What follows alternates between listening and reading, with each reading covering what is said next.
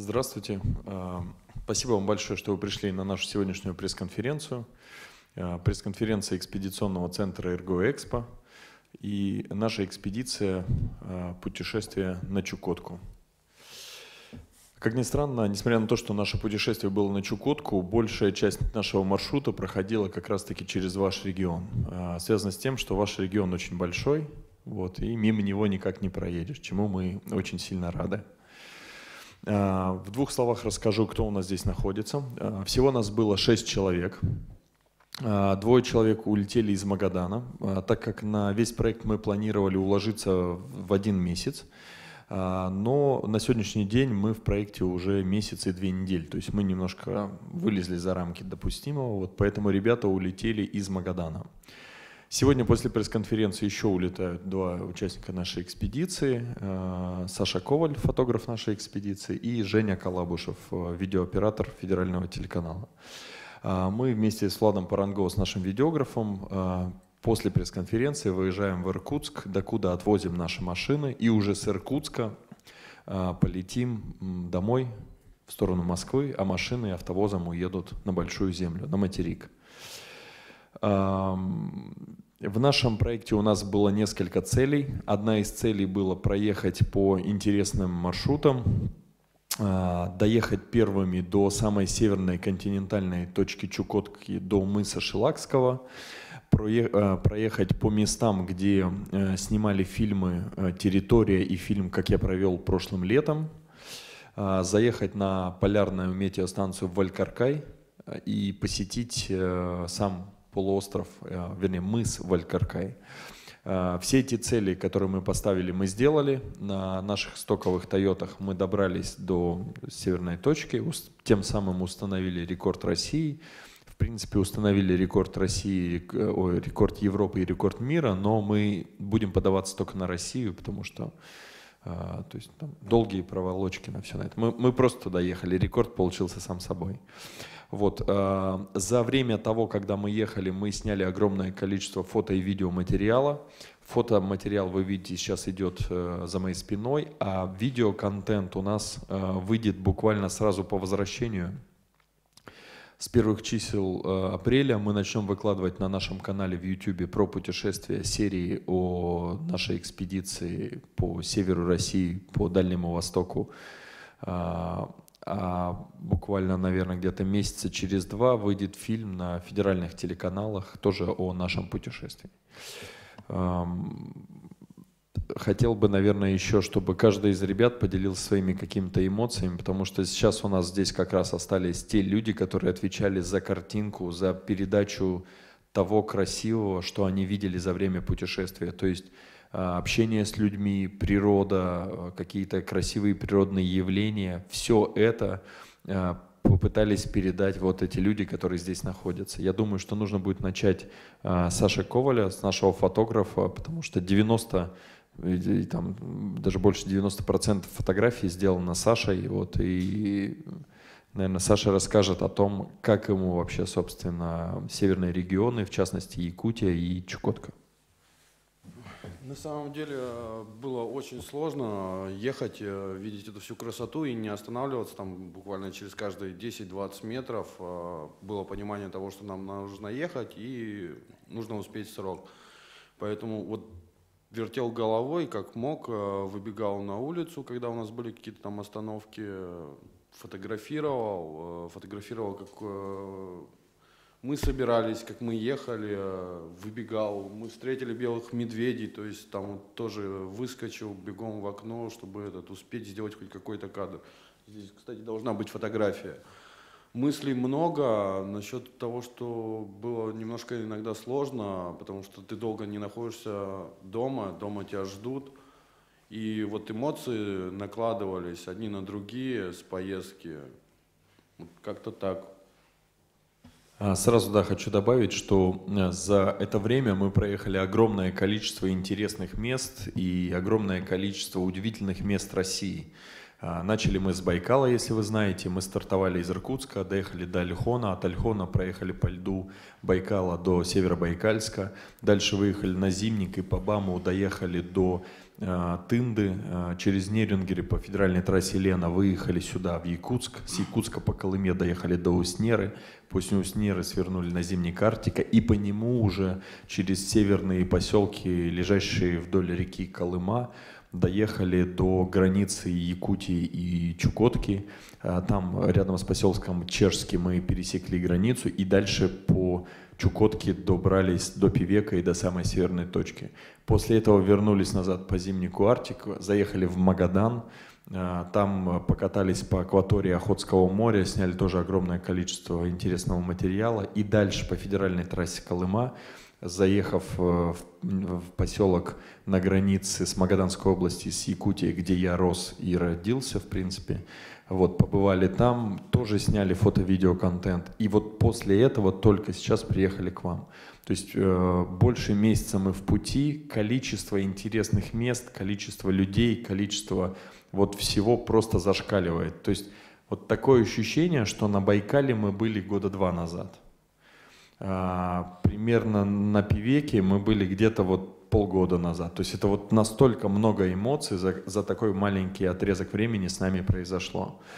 Я думаю, что сейчас как раз Влад Паранго расскажет нам о своих эмоциях. Влад отвечал за видеокартинку, и итоговый ролик, который мы будем делать, тоже будет делать Влад. Я сейчас попрошу ребят включить ролик.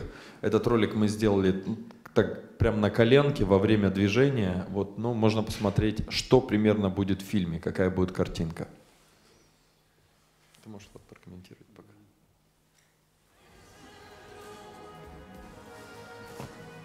Ну, благо у нас был квадрокоптер, с которого мы могли с воздуха снимать красивые кадры. И это море, Восточно-Сибирское море. Здесь мы, когда искали проход по торосам, Богдан увидел белого медведя. Мы, конечно, подбежали сразу же к экранчику, к маленькому кайфону и всматривались в эту картинку. Ну, да, Богдан благодаря своему вот этому видению этих маленькой беленькой точки, движущейся в экране, мы увидели первого белого медведя.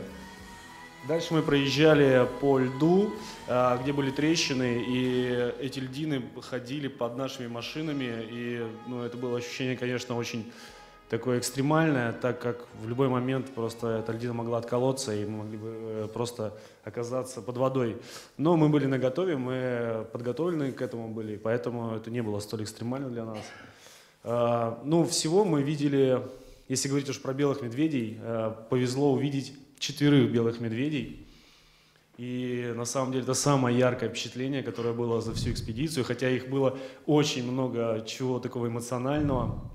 Но вот белые мишки в дикой природе это нечто особое, это дикая настоящая природа, которая, не знаю, наверное, не так много людей видели в дикой природе белых медведей. И это все в зоопарках, наверное, происходит у обычных людей, а нам повезло. Это действительно везение. Так как Александр Еликов, тот участник, который сейчас уехал и из Магадана улетел, он очень много проехал по арктической части России и видел лишь следы белых медведей.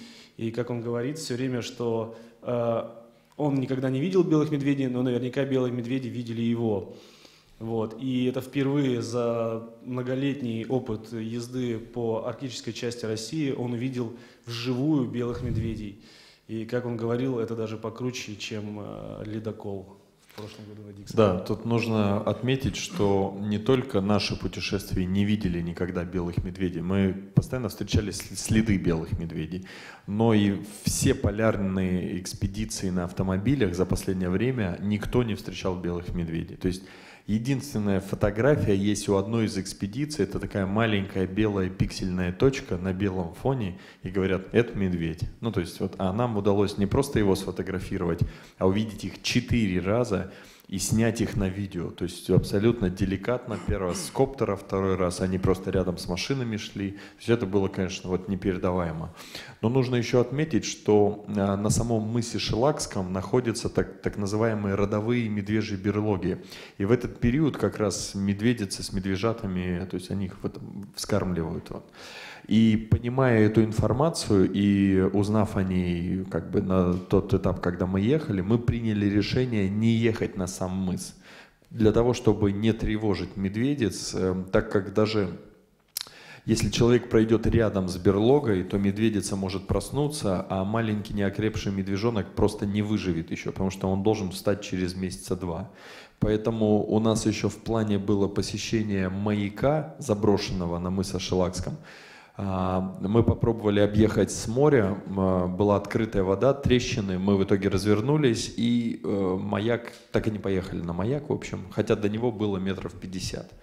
Вот. Ну, мы решили, что раз природа не пускает, значит не поедем туда и не будем беспокоить белых медведей. Но программу «Максимум» выполнили абсолютно вот на все 250%. И в фильме «Белые медведи» будут обязательно.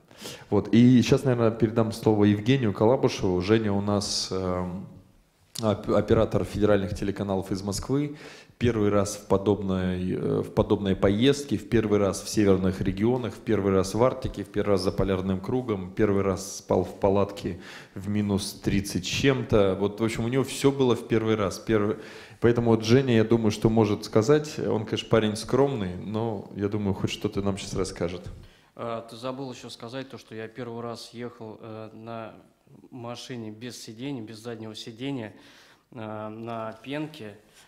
Почему я ехал без заднего сидения? Потому что нам нужно было сложить вещи.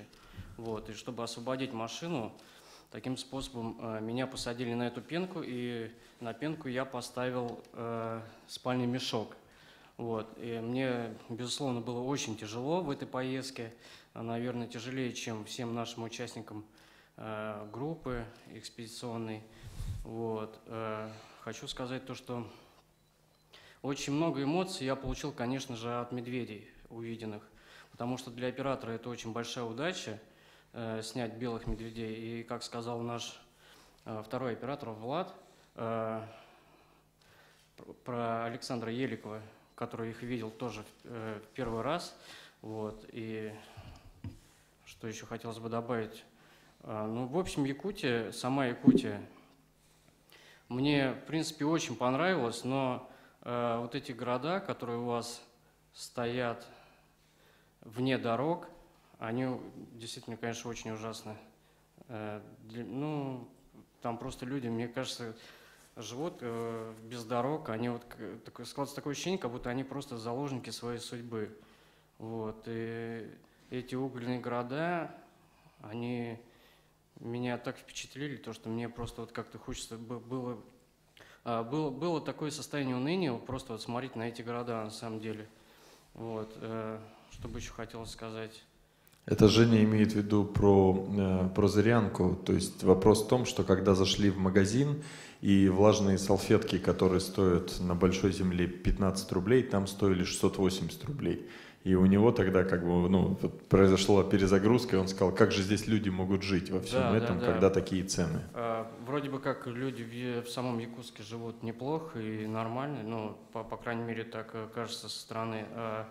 Проехать каких-то там 500 тысяч километров, там люди, конечно, живут не очень хорошо. Вот. Жень, когда мы ехали еще, ты сказал отличную фразу, что… Самое дорогое, да, то, что есть у вас в Якутии, я сразу это подметил, это солнце. Действительно, это солнце, потому что у вас очень красивые закаты, они долгие, сумерки, которые идут протяженностью около часа. Это просто шикарно, на самом деле, ехать, наслаждаться, смотреть, как садится очень долго солнце. Это просто очень красиво. Это самое просто дорогое, то, что у вас есть. Дороже золота, дороже угля и всяких, Бриллиантов. да, и бриллиантов. Что у вас тут есть еще?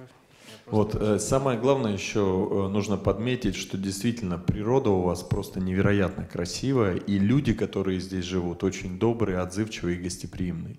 И вот именно, наверное, вот этот вот коктейль и получается делает привлекательным именно ваш регион для туризма, для всего. Вот, и я надеюсь, что наш фильм, наши посты в социальных сетях, наши как бы какие-то вот желание развить внутренний туризм, и именно туризм в вашем регионе, они все-таки останутся замеченными, и количество туристов в вашем регионе увеличится. По крайней мере, мы постараемся сделать для этого все. Если есть какие-то вопросы, с огромным удовольствием на них ответим. Вот там стоит микрофон, лучше задавать в него. Спасибо. Алексеева Мария, служба новостей Ньюс Якоты. Какие основные сложности были во время экспедиции? Может, были какие-то экстремальные ситуации или очень сложные погодные условия? Могли бы поподробнее рассказать об этом, пожалуйста? Две основные проблемы это большие цены. Вот это такая как бы не стихийная, да, то есть не природная проблема. Это действительно для туристов, если говорить, то это дорого. То есть топливо просто сразу взлетает в цене, продукты, все, и тогда получается вот одна из первых проблем – большие цены. А если говорить о стихийных проблемах, то, безусловно, не так страшны морозы, не так страшна пурга, как страшны наледи, которые на реках вскрываются, и машины, провалившиеся под лед, вы сами знаете, как это бывает на разных зимниках. Вот, мы в этой поездке провалились в 2 наледи, и вот доставать машину из наледи, это было, конечно, что-то с чем-то. Первую наледь, когда мы проезжали, мы всю ночь намораживали лед, то есть мы сделали 2 майны, и воду из этих майн выкидывали на тонкий лед, она замерзала, лед замерзал, опять выкидывали, набрасывали воду, и тем самым сделали себе такой толстый ледяной проезд. Намораживали, как у вас здесь обычно делают. Проехали первую наледь, а там за ней было еще 2 большие. Вот там мы, конечно, покупались прям в прямом смысле. То есть половина членов нашей команды в мороз за -40, полностью по колено в воде. Все. Провалились все, но как бы большая часть прям долго находилась в воде. Нужно было в этот момент подцепить срочно тросом машину. Когда машина находится по колеса в воде, нужно понимать, что рукой нужно залазить туда, чтобы зацепить. То есть второй человек стоит, и буквально пока мы все делали, у нас прихватило сначала одно колесо, потом уже второе начало прихватывать. То есть если бы мы еще немножко промедлили, то машины просто бы вмерзли бы в наледь. Вот. В 2016 году, когда мы ехали по вашему региону, по реке Нельгесе и Адыча в Тикси, то огромное количество вмерзших КАМАЗов мы видели на пути. Просто это вот мы в тот раз сделали большое количество фото-видео, и оно просто разлетелось по интернету. Многие люди даже не представляли, что такое бывает. И что самое главное, мы потом показали, как можно вымораживать все это. Вот. И опять же, для людей из центральных районов, с материка, это было просто что-то с чем-то. Вот. И помня, как эти мерзшие КАМАЗы находились там, мы максимально быстро все сделали, чтобы достать наши машины. Вот это, наверное, было самое сложное. По мне так, вот это. А это было в Якутии или на территории Чукотки? Вот какой местности? Это как раз было на границе Якутии и Чукотки, прямо на границе, грубо говоря. Как раз вот в районе поселка Чешского и Билибина, вот где-то здесь, в этом промежутке было. Было как раз мы, пока выезжали отсюда, так скажем, уже якутская весна уже была на дворе, но как только мы приехали в Зырянку и поднялись выше до Среднеколымска, температура опустилась, и самая холодная температура там была -47, -48, под -50. И вот как раз в эту ночь мы в наледи искупались. То есть сначала было тепло, потом резко вдарил мороз, воду стало поджимать, она вся вылезла, лед не успел сформироваться, и как раз там мы и купались. Богдан, в самом начале вы упомянули, что установили рекорд в России, по крайней мере, собираетесь подать заявку. Вы могли бы подробнее рассказать об этом? Вот в чем именно состоит рекорд и как будете подавать заявку, когда?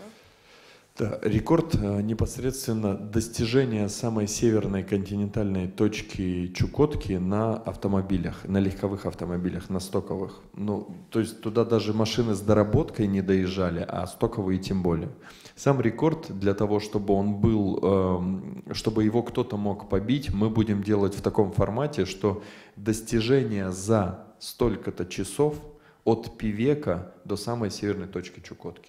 То есть мы до самой точки доехали там за несколько часов буквально. Мы думали, что мы там будем чуть ли не неделю ковыряться. Вот. Но когда выехали на лед Восточно-Сибирского моря, да, извините, то оказалось, что там очень хороший наст, мало торосов, и мы просто по прямой прям вышли из Пивека и добрались до этой точки. Все про все у нас, по-моему, вышло сколько-то там, ну, совсем немного часов, то есть мы там за несколько дней все проехали, все сделали. Вот, сама подача заявки будет в следующем. У нас есть доказательная база, несколько трекеров, которые мы писали во время движения, фото, видео, доказательства, то есть старт с Пивека, доезд до самого мыса Шелакского, до этой точки, возврат назад. Видео показывает, что нас никто не тянул, что мы едем впереди нет нас никаких следов, сзади нет никаких следов, поднимали дрон там на десятки километров, нет никакой техники, то есть все, что мы сами доехали, фото-видеофиксация есть. После этого спокойно подаемся, ждем комиссии рассмотрения, и этот рекорд официально оформляют на нас. Вот примерно такая форма. И последний вопрос. А фильм мы сможем увидеть в мае, июне, вот когда примерно он будет готов, и на каких телеканалах его покажут? Что касаемо фильмов, видеодневник на канале YouTube будет буквально сразу. Вот мы возвращаемся буквально на этой неделе, в конце недели уже на Большую Землю. И если все хорошо, то в следующую среду выйдет первая серия. Каждую среду раз в неделю будет выходить новая серия об наших путешествиях. Примерно до вашего региона мы дойдем где-то через 5-6 серий. То есть сначала у нас будет Байкал, потом будет у нас БАМ, и потом только будет Республика Саха-Якутия. Сам фильм будет примерно где-то 2 месяца делать продакшн для телеканалов. И когда его они запустят в показ, знает только телевидение. Вот. Но я думаю, что в этом году мы должны его увидеть. Будет 2 телеканала, будет, наверное, Авто-24 и телеканал Драйв. 2 телеканала. Спасибо. Спасибо вам. Если есть еще какие-то вопросы, с удовольствием ответим.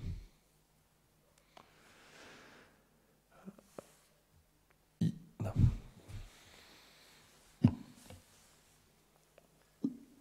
Здравствуйте, Вероника Амосова из ИСИА.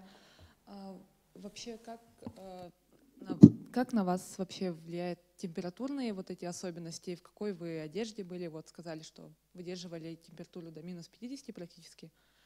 Какие вообще основные правила еще нужны для планирования такого маршрута?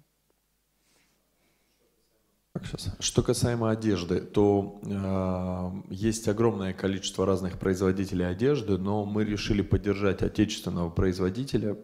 Эту марку вы все отлично знаете, потому что там каждый 5-й человек ходит в такой же одежде. Это одежда компании Red Fox. Она у вас тоже очень известна в регионе. Здесь самое главное – это технологичность и многослойность. Я думаю, все вы знаете, что сибиряк не тот, кто не мерзнет, а тот, кто тепло одевается. Так же и здесь. Очень теплая обувь многослойная, теплая одежда, то есть термобелье, средний слой, внешний слой, то же самое с верхом. Несколько разных там перчаток, допустим, перчатки для работы с фото – это тонкие перчатки, сверху на них толстые варежки для того, чтобы было теплее, то есть просто технологичная одежда.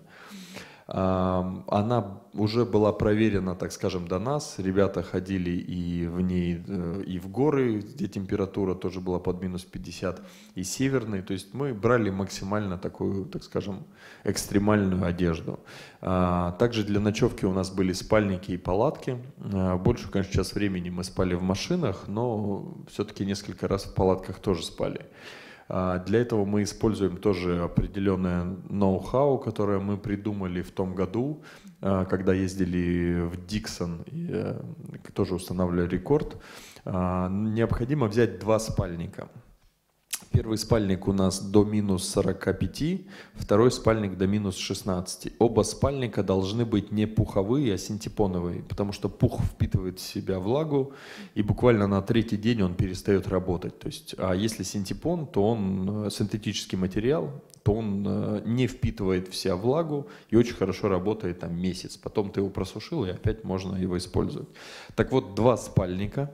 То есть сначала используется тонкий спальник, который до минус 16, потом толстый спальник до минус 45, и все вместе они у нас выдерживали самую холодную температуру минус 62 градуса, которая застала нас на Таймырском полуострове в том году.